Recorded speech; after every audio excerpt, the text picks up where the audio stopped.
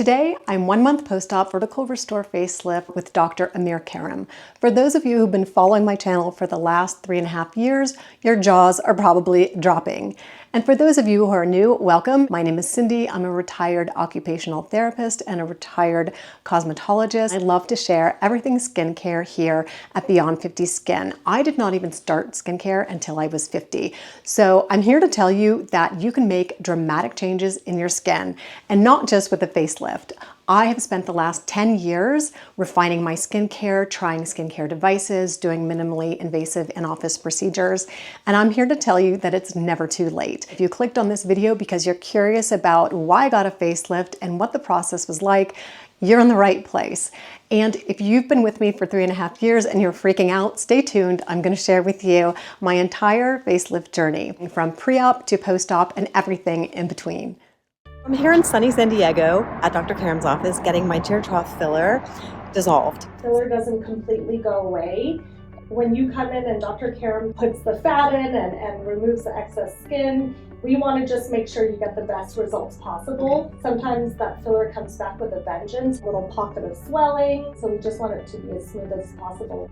I'm off to my pre-op appointment the day before surgery to have Dr. Karim take one more look at my face to get all my questions answered, to meet the team, and to kind of run through what's going to happen tomorrow. I thought I would be a little bit more nervous. I'm feeling really comfortable about my decision and super excited to share my journey with you guys. I just finished up my pre-op appointment with Dr. Karim. I just wanted to let you know that everything went great, and I will be checking in with you tomorrow, right before surgery. Antibacterial shower number 2 done. I am definitely clean. After getting back from surgery, I spent the rest of the day and night icing and resting. After breakfast, I went in for my post-op day 1 appointment with Dr. Karim. He said the surgery went really well, no complications, and everything is healing beautifully. I got my temple stitches taken out. I had my first shower, which felt fantastic. My lips are really swollen today, but that's what they said. During the 3rd, 4th, and 5th days, your lips start to get really swollen. You have to stop icing after day 2. And so then it just starts to swell a little bit. And you don't ice because you don't want to affect the fat transfer. Monday, I got my stitches out on my upper and lower bleph, and the compression sutures here on the sides. They're going to get removed. Now these compression sutures are put in to prevent hematomas. And so those will come out on Monday. So one more day till I get my next set of sutures out, and one step at a time, but feeling great. Today was the day that I got my upper and lower blepharoplasty stitches out and the compression sutures out under my chin area. I'm so much more comfortable. Just going to spend the day relaxing, eating well, and healing up. Stitches out, feeling great. I just had my last appointment with Dr. Karim. I'm heading home day after tomorrow. I am feeling fabulous. Heading home today. I'm super excited about going home. I have so much energy today compared to the last 8 days. Goodbye, San Diego, and hello, new me. Hello, it's day 11. I'm feeling sort of blue. I'm at that typical stage in recovery that the Karim team warned you about, like, what was I thinking? Did I do the right thing? I'm home now 2 days, and I'm really puffy because I probably overdid it. I'm feeling very swollen, still a little bruised. You're just like, what was I thinking? Did I do the right thing? All those questions. But it's a typical stage of this recovery, and thank goodness I knew that going into this, because I kind of expected it. You kind of get that point where you're just not quite looking yourself, and you're not quite looking your new self. You're just at that in-between stage where everything is just looking a little off. And I'm just trying to remember to rest, because after coming home, of course, just you want to get back into your everyday life, and there's so many things that need doing, and we all have such busy lives that we need to remember to slow down. And these are still recovery weeks. Today is exactly 3 weeks after my vertical restore. I've just jumped out of the shower. Swelling has significantly decreased. Incision scars are healing really well. My upper lip is still a little bit puffy. I can see my cheekbones this week. I think that's the most exciting thing that's happened. At 3 weeks, I'm feeling absolutely amazing. I'm back into my morning and evening skincare routine, the one that I shared with you about 5 weeks ago. I will be reporting back on my results, but it will be a little bit delayed because I decided to wait an extra couple weeks before jumping into skincare after this facelift because my skin was just still so sensitive and tender. I also have jumped back into my devices. I'm using LED and I'm using my panel because I don't want to put a mask on quite yet. And I'm using my ZIIP microcurrent device, but I'm using it on nano current only mode. After my moisturizer, I've been using some silica gel for the scar area just to help it heal up. Let me show you kind of how they're healing up. They're really looking amazing. Silicone can help with scar healing. And I did that after my thyroid surgery as well on my thyroid scar, and it really helped with the bumpiness. And as you can see, these scars are healing beautifully. I've got a few scars behind my ear, but they're really hardly noticeable at all. And I think the silicone gel has really helped get the scars to heal down a little bit faster than they would.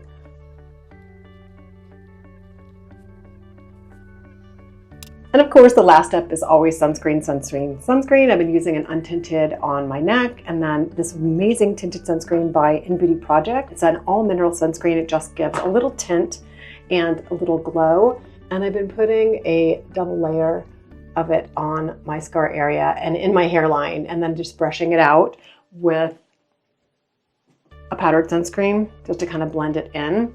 This is the powdered sunscreen by Dermatology, and it just gives a little added cover up and some staying power to the scar area. I don't want any sun on my scars because I don't want them to hyperpigment. So sunscreen is really, really important when your scars are healing. And I've been keeping these in my purse to apply throughout the day. Basically, I've not been doing much with makeup. I did a little bit of lipstick and some mascara, especially for today's video, but I've been basically just using sunscreen and reapplying throughout the day. Note on nutrition. Before getting this facelift, I was very average with nutrition. I really didn't take a lot of supplements. I really didn't look after my health and nutrition the way I am now. Dr. Karam gives you a full supplement routine prior to surgery and post-surgery, and having to stick with that and preparing and maintaining my nutrition pre and post-surgery, I've kind of turned a new corner, not only with the way that I look on the outside, but kind of the way I feel on the inside. I really want to I've just been rejuvenated to take care of the body that I have, to start back with exercise. I have to say, I've really slacked off this last year doing exercise. I was very good about it a year ago. I was doing yoga religiously and taking good care of myself, but I kind of slacked off until I was forced into this pre-surgical nutrition routine. And now I'm back to eating healthfully. It was a fantastic way for me to jumpstart my lifestyle and health changes. I reduced my alcohol intake. I increased my supplement intake. Now I'm making protein shakes. I'm making my at-home granola recipe more often and getting a wider variety of foods in my daily nutrition. I learned to take better care of my body, and I'm still learning that. So for me, this has not only been a facial transformation, it's been kind of a health and lifestyle transformation. So I'm gonna start doing some indoor biking. It's really snowy outside and it was -4 last night. It's just so cold here. I'm going to get back and do some resistance, weightlifting, and just start taking care of my body now that I've just got this whole rejuvenation. Like I said, it kind of feels like a rejuvenation from the inside out. So it's really nice to be back to my regular skincare routine and my regular physical activity routine. Many of you who've been watching my channel for a while might be completely shocked that I decided to get a facelift, because my channel is dedicated to getting the best skin of your life over 50, researching skincare, researching those ingredients, looking at all the products that are coming out that are new and innovative. And my focus is really skincare. But honestly, in the end, skincare is only half the battle when you're looking at aging skin. We have fat pad dissension, we have bone loss and reabsorption. We also have loss of collagen and elastin. After 10 years of refining my skincare routine, using at-home skincare devices, and getting some in-office treatments that took my skin from this to this, which were beautiful and amazing results, I was still dealing with that sagging skin. With great skincare, using at-home skincare devices, and being very religious about an active skincare routine. I only got so far. There's only so much collagen banking that I was able to do, and none of it was helping with the sagging and laxity in my lower face. The amount of sagging and laxity that I had in my lower face at 59 is going to be very different from what you're experiencing. We are all aging uniquely and differently. I have a very narrow face, and my bone loss, my fat pad dissension, and the collagen and elastin loss is going to be very different from how you age. We could have all started great skincare routines in our 20s, but by 60, we're all going to look differently based on our genetics, based on our lifestyle, maybe based on where we live, how much time we spend in the sun, etc., etc., etc. I too am going to continue to age. The aging process began once again as I stepped out of the OR. I just got a lovely refresh and reset. Skincare is going to continue because aging is going to continue. So I look forward to sharing with you new innovations in skincare, more innovations in skincare formulas, innovative ingredients, skincare devices to help lift and firm and tone the skin, sharing with you trials all the way from short 30-day trials to 1-year trials using these skincare devices and my honest reviews and my honest results. There is a lot of time involved using these at-home skincare devices.